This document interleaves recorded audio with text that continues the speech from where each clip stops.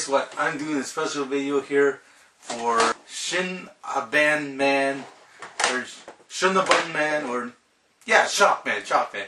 Yeah, he asked me to do a special video for him. Hi there, Starsoldier. I'm Shubibinman from thetotalgamer.com. Where we have the N64 going head to head with the Sega Saturn. Now, if you know me, I love the Nintendo 64. You know, I get that. I personally am not a fan of the Nintendo 64. I think it's a big piece of crap. I think there are about 10 games for it that are fun. That being said, though, I love the Sega Saturn and all, but it just doesn't compare to the Nintendo 64. And here's why. A lot of these games I have here, a lot of them were big million-seller games, or Sega Saturn. I think hardly any game broke over 1 million copies. In other words, these games are going to be much easier to find. But Sega Saturn, on the other hand, since that system only lasted for about 3 to rocky years, finding a game for it is like, that's impossible now. Games not selling as well as another game doesn't sway me in what my decision would be on which system is better. I choose the Sega Saturn because I enjoy arcade games, I enjoy action games, I enjoy shoot-em-ups, and I think the Nintendo 64 is severely lacking any of those type of games. When you go to any pawn shop or anything, chances are you're not going to find the Saturn as easily as you find a Nintendo. Like, compare it to the Nintendo 64, which had about 300 games. You got about just over 100 for Saturn, which is sad. But if you're into importing games, you can go on eBay and find games for $1 or $2. For, I'm talking Panzer Dragoon 2, any games that you have ever been interested in, you can get off the internet for cheap, and you just import them. And all you need is, with this Action Replay Plus, it's not only is it a memory card, but it also allows you to play imports on your Sega Saturn, and it's not that hard. And the Saturn was very expensive when it first came out. I remember it was about $500, $600, and that's outrageous. I think you're paying $600 for a console, you're going way too far. I got the Saturn and Daytona USA, Virtua Cop, and Virtua Fighter 2 for $199. That's in 1997.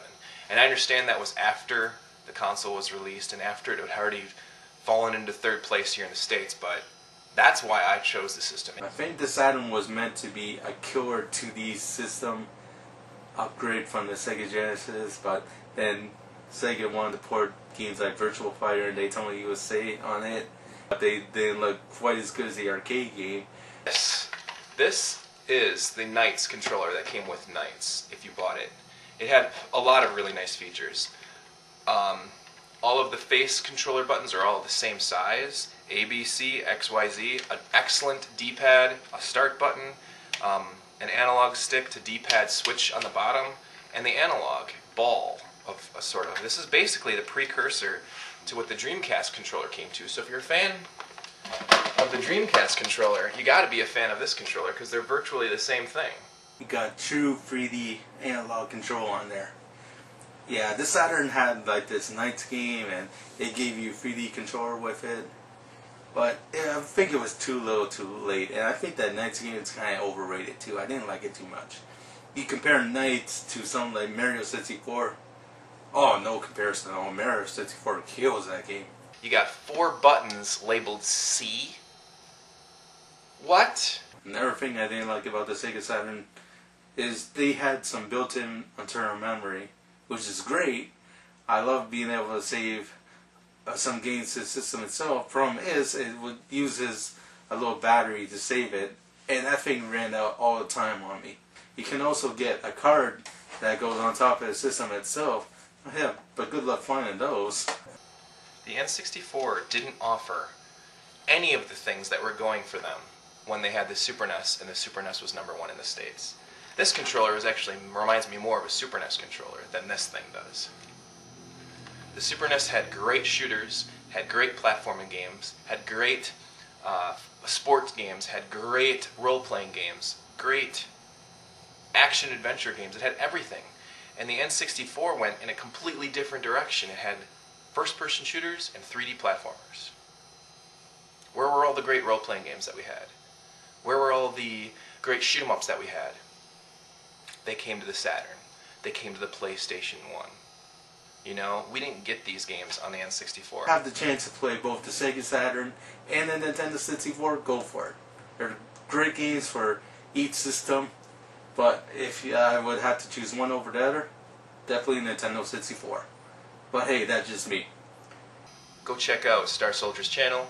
Go check out thetotalgamer.com. Go check out Video Gaming 101, or whatever this site is called. It's all in the links, so check them out. Wait, check them out. Peace. You may have different opinions and all that, and that's cool. Okay, so what do you say, Shockman? Right, this is Starsoldier, over and out.